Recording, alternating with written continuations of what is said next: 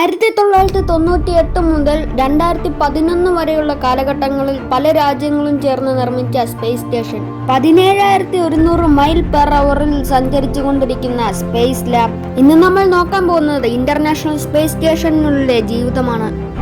ഇനി നമുക്ക് സ്പേസ് സ്റ്റേഷനുള്ളിലേക്ക് കയറാം. സ്പേസ് സ്റ്റേഷനുള്ളിൽ നിന്ന് ഉറങ്ങാൻ വേണ്ടി നമുക്ക് ഇതുപോലത്തെ സ്ലീപ്പിംഗ് സ്റ്റേഷൻസ് ഉണ്ടാവും.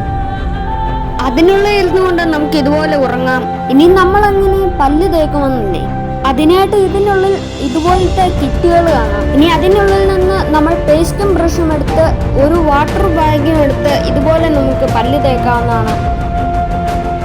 ഇനി അടുത്തതായിട്ട് നമുക്ക് ഇതിനുള്ളിലെ ടോയ്ലറ്റ് നോക്കാം. ഈ കാണുന്ന ചെറിയ സാധനമാണ് ക്ലോസറ്റ്. ഇത് വളരെ ചെറുതായതുകൊണ്ട് തന്നെ സൂക്ഷിച്ച് കൈകാര്യം ചെയ്യണം. ഇനി യൂറിൻ പാസ് ചെയ്യാൻ ഇങ്ങനെ ഒരു പൈപ്പും ഉണ്ട്. പിന്നെ ടിഷ്യൂകളും വൈപ്സും പ്രൈവസിക്ക് വേണ്ടി ഒരു വാതിലുമുണ്ട്. ഇത് നമ്മൾ ഭൂമിയിൽ നിന്നും പാകം ചെയ്ത് കൊണ്ടുപോകുന്നതും അല്ലാത്തതുമായ ഭക്ഷണങ്ങൾ സൂക്ഷിക്കുന്ന സ്ഥലമാണ്. നമുക്കിഷ്ടമുള്ള സാധനങ്ങളും നമുക്ക് ഇതുപോലെ അങ്ങോട്ടേക്ക് കൊണ്ടുപോകാം. ഇനി ഇതിനുള്ളിൽ ഒരു ജിമ്മുമുണ്ട്. അതുമാത്രമല്ല, നമുക്ക് ഇതിനുള്ളിൽ കൃഷിയും ചെയ്യാം.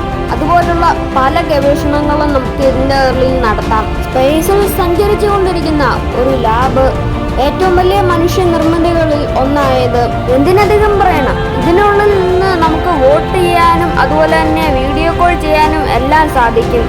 എന്തായാലും സ്പേസ് സ്റ്റേഷൻ ഒരു വലിയ സംഭവം തന്നെയാണ്. എന്തായാലും ഞാൻ ഈ വീഡിയോയുടെ വൈൻഡപ്പ് ചെയ്യുകയാണ്. മറ്റൊരു വീഡിയോയുമായി നമുക്ക് വീണ്ടും കണ്ടുമുട്ടാം.